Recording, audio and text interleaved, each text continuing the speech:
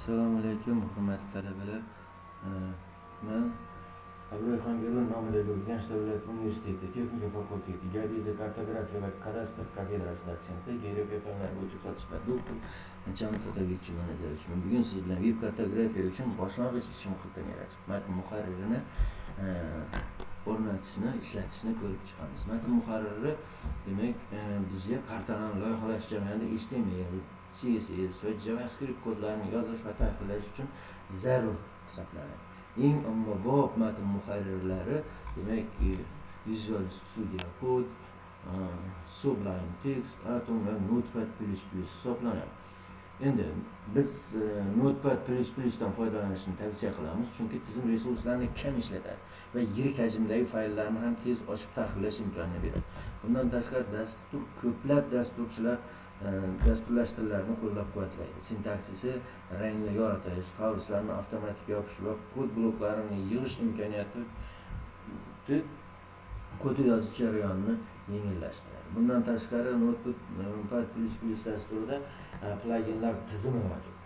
Ular turli xil qo'shimchalar yordamida foydalanuvchi XML va JSON hujjatlarini formatlash, fayllarni solishtirish, masofaviy server bilan ulanish ishlash imkoniyatiga ega bo'ladilar. Bundan tashqari Notepad++ oddiy interfeysga ega, bir vaqtning o'zida bir necha fayl ishlatishni mumkin bo'ladi.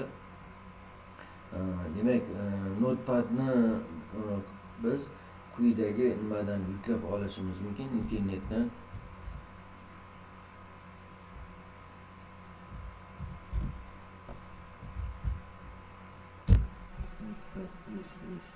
Kiramiz.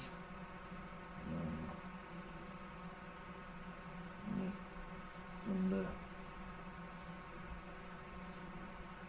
downloadni bosamiz va eng oxirgi versiyasini tanlaymiz. Oxirgi versiyasini yuklab olish. Yuklab olyapti. Yuklab olingandan keyin rus tili, o'zbek tilida o'sha o'zbek tilini tanlaymiz. Bo'lmasa rus tilidagisi bilan ishlab ko'ramiz. Okey, bu bir qancha sekundlarni oladi. Bu yerda agar program fayl Notepad nima qilmasa, obzor bilan boshqa xohlagan joyingizga uni o'rnatishingiz mumkin. Demak, qayerda o'rnatmoqchi bo'lsangiz, o'sha papkani ko'rsatishingiz mumkin. Dalilni bosamiz. Ustanavit.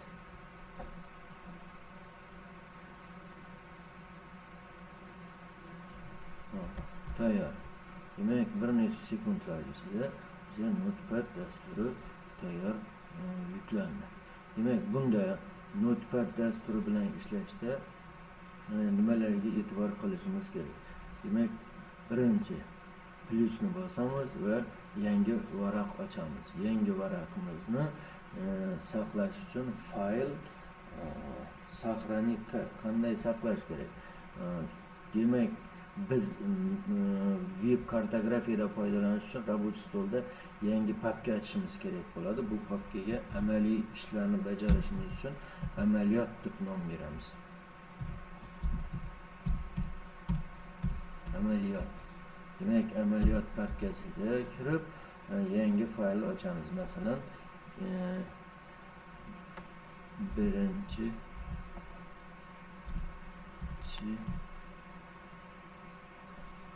ish HTML. Demak, HTML hujjat har doim HTML qisqartmasiga ega bo'ladi. Shuning uchun faylni biz HTML qisqartmasi bilan saqlashimiz kerak bo'ladi. Demak, Notepadda plus yangi fayl qo'shadi. Fayl saqlanib bilan uni saqlanib qilishimiz mumkin. Agar biz ma'lumotni saqlamasdan yangi qatordan yozadigan bo'lsak, kodlarimizda xato ketganini bilmaymiz. Masalan, HTML va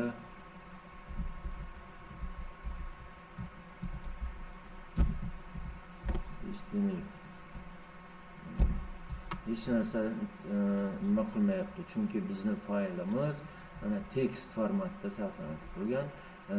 Bu shu narsani HTML hujjatda yozadigan bo'lsak, bizga kodlarni ko'rsatib turadi. HTML bizni yozishimizga, demak, matn muharririni o'zi yordam beryapti.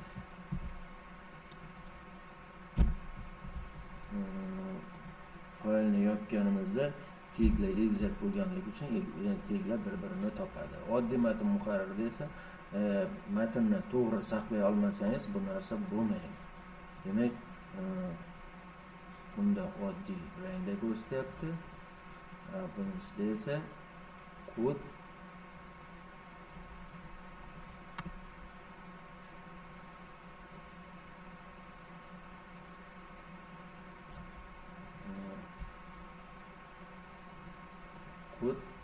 oddiy nimada ko'rsatyapti. Buni ham endi saqlaydigan bo'lsak, bu ham xuddi shuni aytadi. Сохранить как bizni рабочий stoldagi papkamizda saqlaymiz. Amaliyot, demak,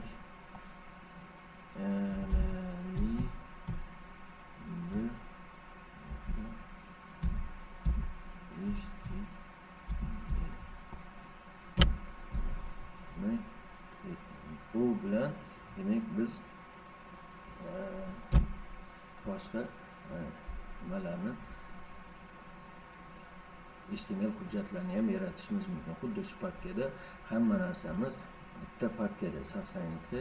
Demak, xuddi ana shu birinchi amaliy shular amaliyot papkasida saqlanadi. Bundan keyingi nimalarda ishlaydigan bo'lsak, ishlaganimizda biz HTML hujjatga qo'shadigan barcha rasmlar, CSS kodlar, Getson kodlar yoki bo'lmasam JavaScript kodlar ham xuddi shu papkani o'zida joylashadi.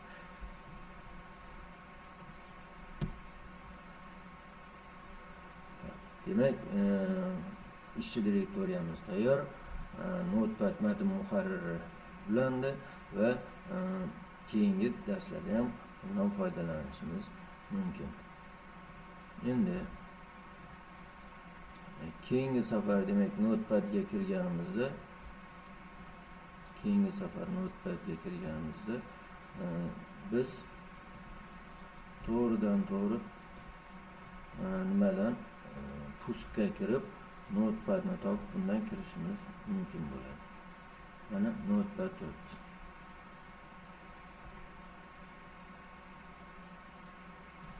Notepadni ochishimiz mumkin. Yoki bo'lmasam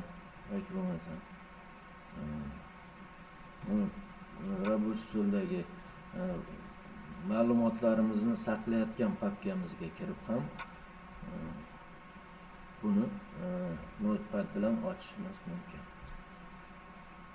Yoki bo'lmasam boshqa Notepadda qilingan ishlarni ham shu nimada saqlashimiz mumkin. Masalan, rабочий stoldagi amaliyot papkasi. Bitlik 5. Bitlik HTML.